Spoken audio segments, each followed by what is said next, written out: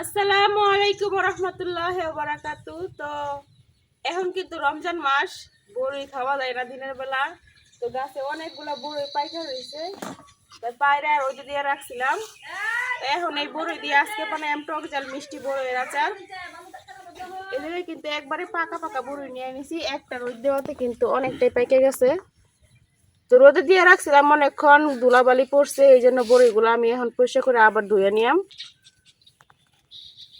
আগেও একবার ধুইয়া তারপর রোদ দিয়েছিলাম, তারপরে ও বাইরে রোদে দিয়ে রাখছিলাম মুরগি ঘরের উপরে, ওই জায়গায় অনেক ধুলাবালি পড়ে বাতাসের মধ্যে আয়ে। এই জন্য ভাবলাম যে আবার ধুয়ে দেই, নাহলে কিন্তু বড়িগুলো খাইতে একবার ভালোর জন্য খাওয়া যেত না।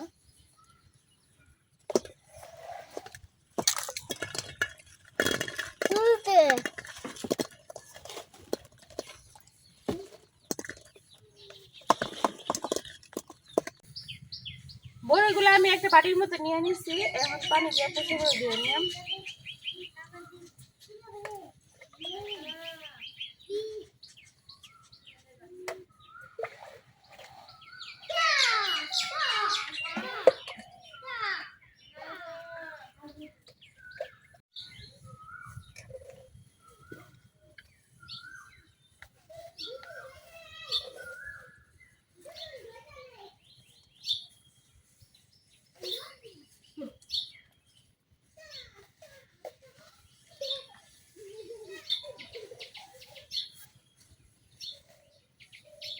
বড়িগুলো পরিষ্কার করে ধুয়ে একটা চালনির মধ্যে নিয়ে নিছি।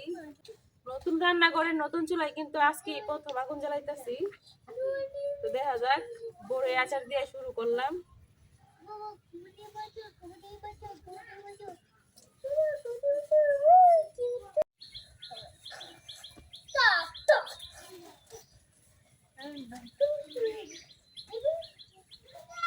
এখন শুকনা মরিচ আর তেজপাতা ভাজা নিলাম।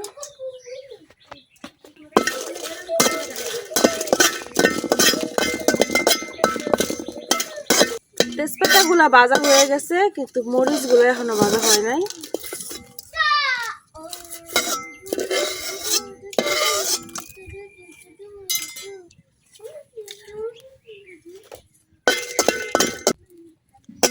এখন এই মরিচের সাথে দিয়ে দিতেছি পাঁচফোড়ন আর অল্প কিছু জিরা।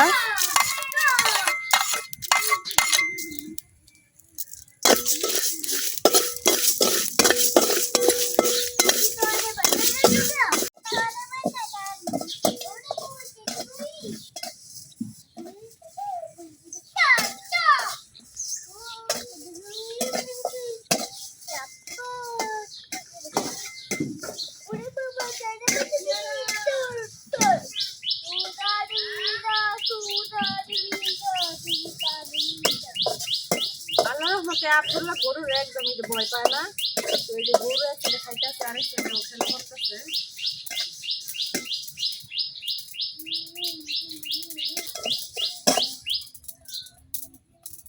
সবকিছুই খুব ভালোভাবে ভাজা হয়ে গেছে, আমি উঠে দিতেছি।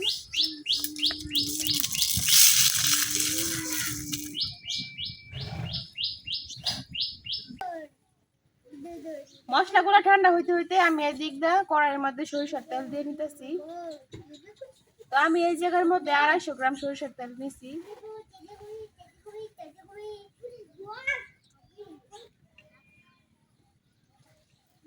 আমার সবটা তেল লাগতো না, আমি হাফ বোতল তেল দিয়ে দিছি আর হাফ বোতল রাইখে দিছি।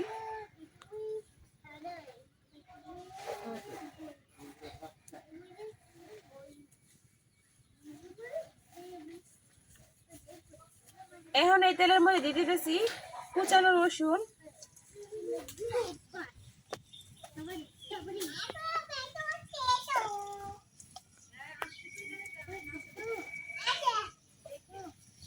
আর কিছু আস্ত রসুন,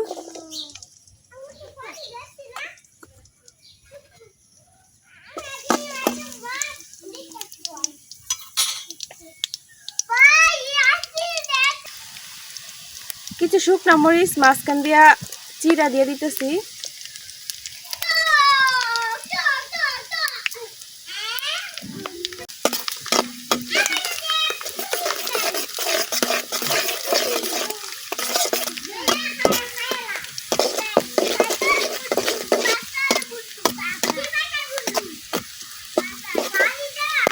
মরিচ আর রসুনটা আমি কিছুক্ষণ ভাজা নিলাম।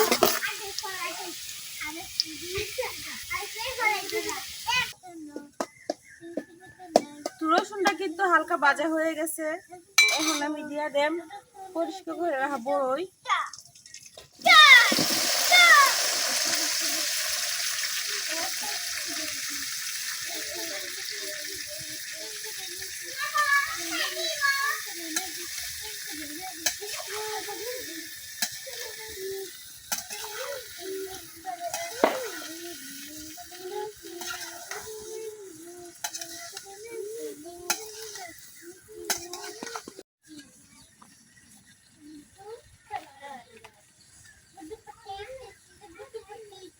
এখন দিয়ে দিতেছি 1 চামচ লবণ, 1 চামচ হলুদ,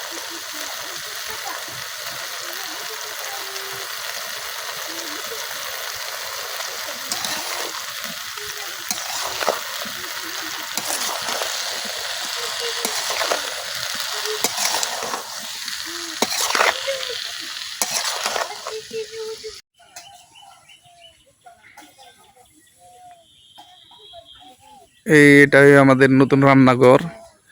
এই নতুন রান্নাঘরে নতুন করে বড়ুয়ে আচার বানায় শুরু করলো। দেখেন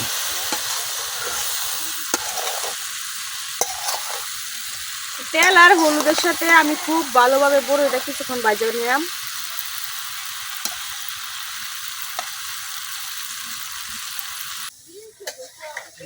বড়িগুলো আমি অনেকক্ষণ ভাজা নিছি, এখন দিয়া দেন 1 বাটি চিনি,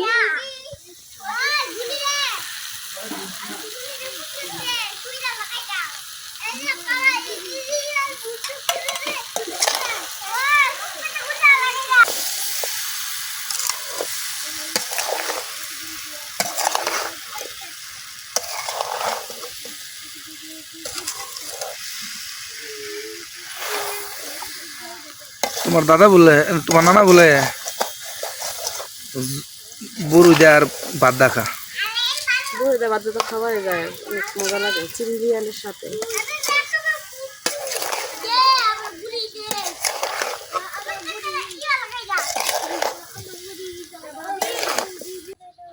চিনিটা কিন্তু গলতে শুরু করছে, তো চিনিটা পুরোপুরি গলতে গলতে এদিক দিয়ে আমি যে মশলাটা ভাজি করে রাখছিলাম ওই মশলাটা এখন আদা ভাঙা করে বাইটা নিলাম।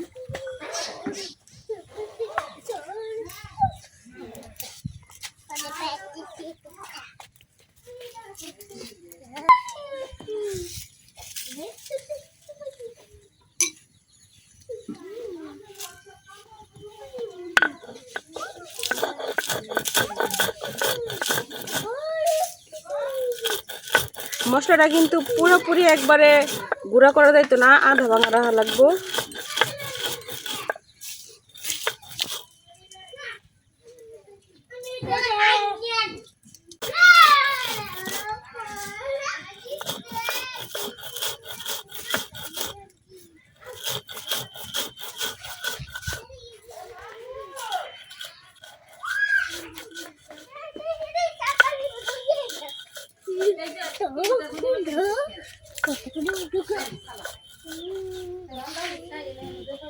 মশলাটা আধা ভাঙা করে বাইটা নিছি, এখন আমি একটা বাটিতে নিয়ে নিতেছি।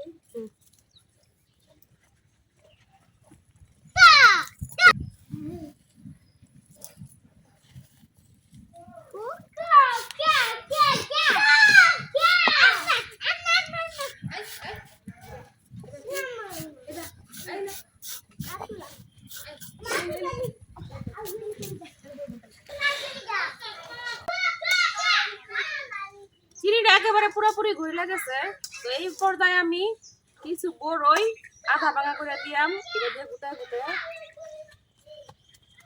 আর কিছু বড়ই আস্তে থাকবো, মানে সবগুলা বড়ই আমি ভাঙতাম না।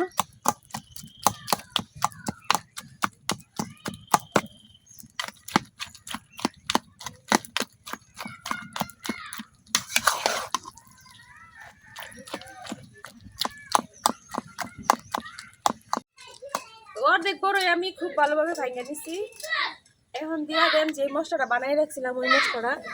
তো এই জায়গায় আমার অনেকটাই আচার, তার জন্য কিন্তু সবটা মশলাই লাগবো।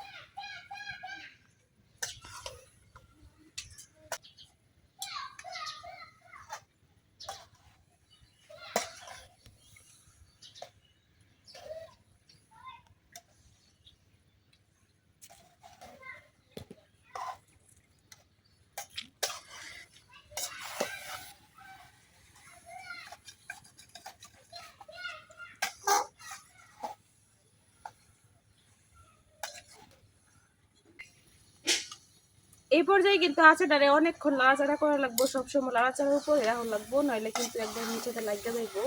পরে কিন্তু পুরো একটা গ্রান আইবো, খাইতে একটু ভালো লাগতো না।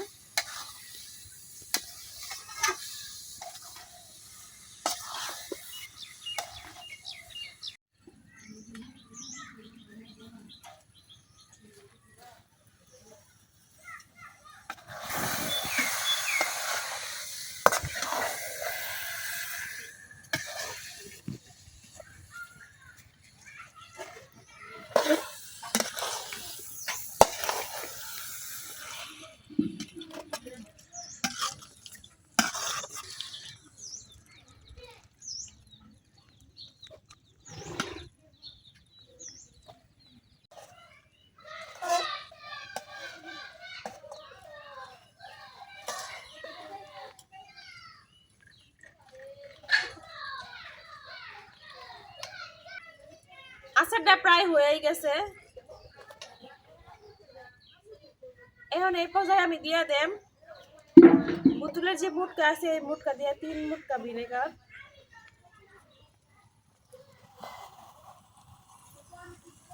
তো এই ভিনেগারটা দিলে কিন্তু আচারটা অনেক দিন থাকে, নষ্ট হয় না, নষ্ট হওয়ার কোনো চান্স নাই।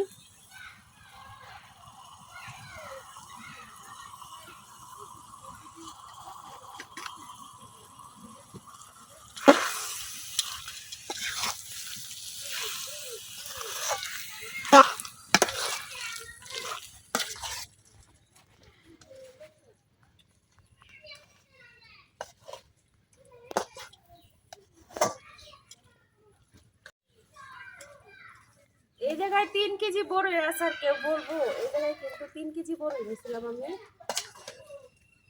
3 কেজি দিয়া 3 কেজি বড়ই দিয়া আমার এতটুকু আচার হয়েছে। আর 5 মিনিটের মতো নাড়াচাড়া করে আমি আচারটা উঠাই নিলাম। আব্দুল্লাহ আম্মু আচার বানাইতেছে, আর আব্দুল্লাহ চুলার উপর থেকে নেনে খাইতেছে।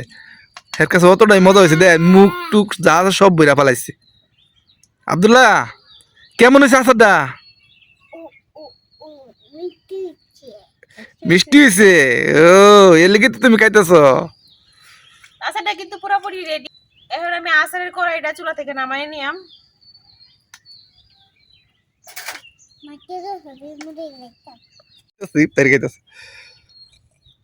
আব্দুল্লাহ তুমি রোজা রাখো নাই? রাখছো? কয়টা রোজা রাখছো? 2টা রোজা রাখছো?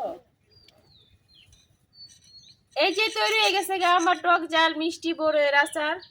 তো এই বড়ের আচারটা কিন্তু খাইতে অনেক সুস্বাদু, অনেক মজা। এবার কিন্তু বড়ই পাকছে রমজান মাসে।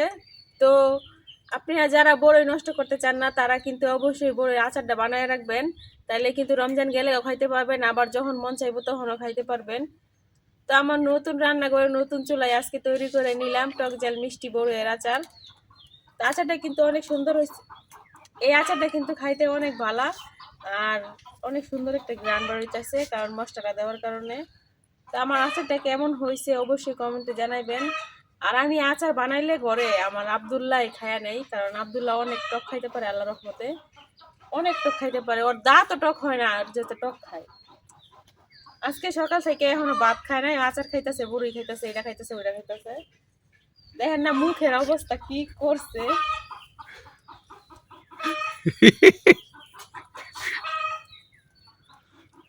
তো আজকে ভিডিও পর্যন্ত, সবাই ভালো থাকবেন, সুস্থ থাকবেন, আল্লাহ হাফেজ।